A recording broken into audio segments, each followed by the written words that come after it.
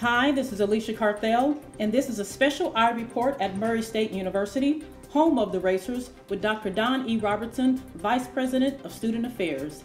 Dr. Robertson was gracious enough to allow me to shadow him for a day, and after that, we sat down for an in-depth interview.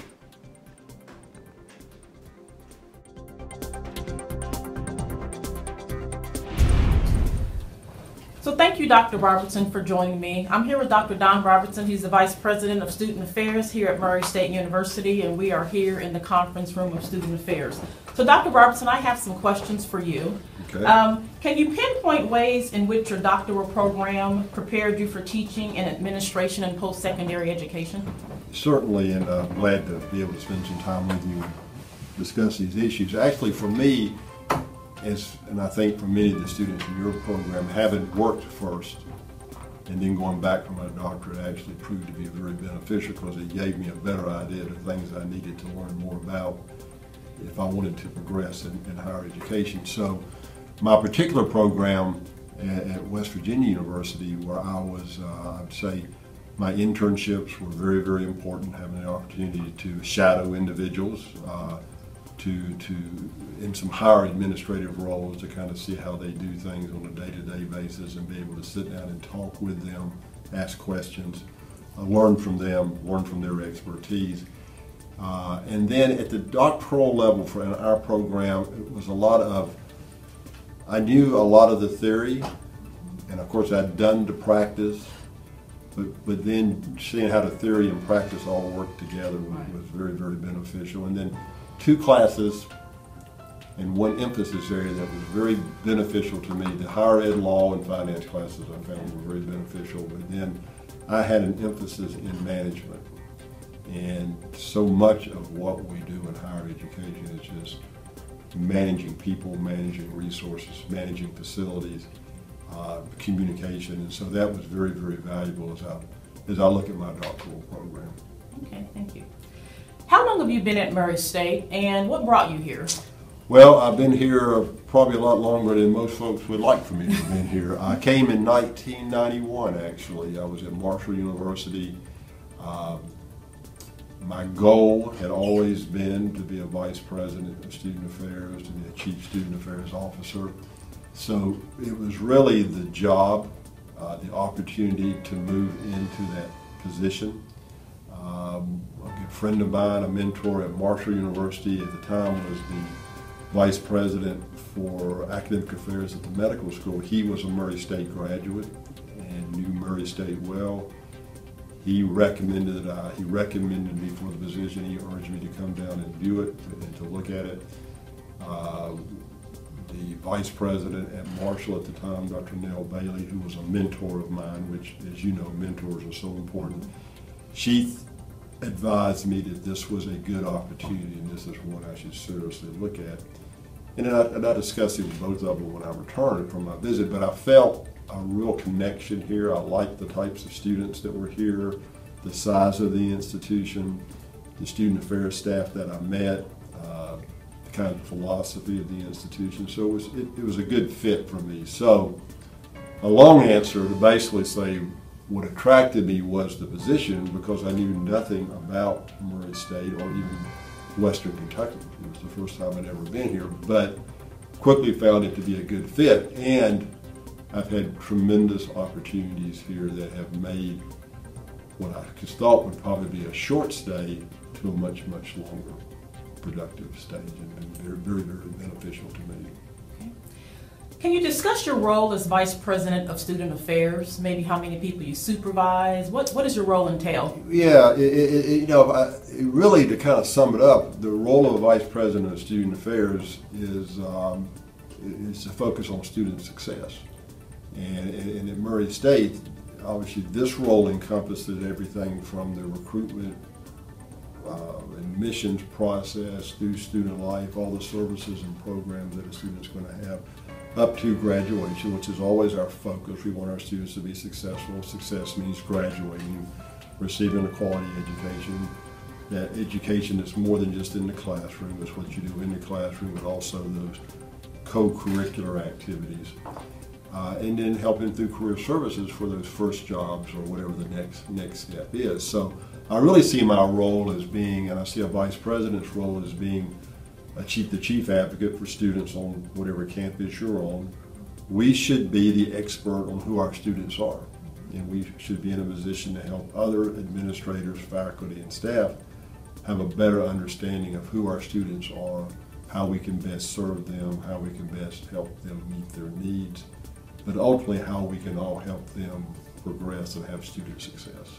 And in that role, can you expound upon how you encourage the various units that report to you, how you encourage them to work together? Yeah, and we have 20-some units, I would say, that report to us, like I said, everything from admissions to the student life, counseling, health services, housing, dining, university store, post office, some things you kind of wonder how it's all in there. But it is critical that we all have a common mission, and it all starts from the mission. And so I'll make it sure all these units understand that our focus, our primary focus is, and our mission is the student success. And that means different things for different departments, but that's all of our ultimate goal. And so, one, you have to have that shared mission and vision of what's important. Very strongly looking at this, what is called the student personnel point of view. You take students where they're at, not necessarily where you'd like them to be at coming in, but this is who our students are, so what are the services and programs they need. And my challenge to our staff is we need to do things so that for three things will happen. One, students have lots of choices, so one, they never regret the decision to come to Murray State. They have every opportunity here they could have anywhere else they would have gone, and that their experience here, and I know this is kind of idealistic, but I really do believe this, their experience here should be so good that when they're going home and talking to friends or talking to others, if they're commuting, but particularly if they're going home and talking to individuals that are at other institutions, that their experience here is so positive, you've got these other folks saying, man, I should have gone to Murray State. Now, if we're doing our job, that's the kind of experience students are going to have. You know, sometimes folks think saying that and saying, I want you to be very student-centered means you've got to give students everything they want. It's okay to say no. Sometimes it's the way you do that, but it's the way you treat students is the important thing. We don't want to do everything for them because then they don't really learn, but we certainly want to enable them to be successful. So in your role, can you name a few challenges that you face, and how do you deal with those? Well, there are a lot of challenges, and I think if you had asked anyone this question, regardless if they were student affairs or whatever area in a university, you're going to hear some common challenges. Budgeting is always an issue. We're always asked to do more with less, and the resources are tighter and tighter.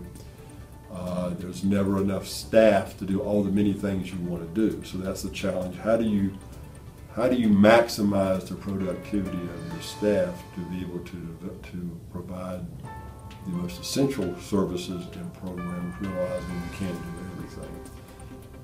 This change in demographics, and you know, the 18-year-old right out of high school full-time student is a piece of Murray State University. But in reality, it's not the majority of our students. We have, you know, the adult students, the commuting students, the older returning students, your veteran students. We have this whole array of students on the regional campuses. So how do we meet the needs of all those students and make sure we're not just focusing on that 18-year-old full-time student who the 8 to 4:30 model works pretty well, but for a lot of students, they don't get to campus maybe until 5 or 6 o'clock if everything's closed. So, you know, how do you make sure you've got the resources available for all those students? That's the challenge. More and more mental health issues. Our students are coming into more and more of those issues that require a lot of counseling and support services. And again, that's at a time of very tight budgets. The challenge of customer service, being very student-centered. You know, we say we're student-centered. I don't know of a university in the United States that doesn't say we're student-centered. So what does that really mean, and how do we differentiate that from all these others that we're competing with. And then one of the challenges I think now in particular is to really have a focus on healthy living and what it means to have good wellness and all the dimensions of wellness, and for folks to see the importance of that. So I think those are some of the challenges that we face, along with right now there's this whole focus on the Title IX, which is important. Is unfortunately the sexual assaults and how that's being dealt with, sexual harassment prevention, and the constant problem of alcohol and drug abuse that unfortunately is still with us. What suggestions do you have for faculty that might help them better connect to student affairs, to the student affairs mission? In your role, you're also an assistant professor, Yeah. so you sort of see both sides. So what suggestions would you have for faculty? I think we have an excellent opportunity here at Murray State for our faculty if they would get involved in some capacity in our residential college program, because that is a way that you can link faculty with students outside the classroom. And then I think they can get a better sense of what it's like to be with students when they're not teaching. That's a whole different role.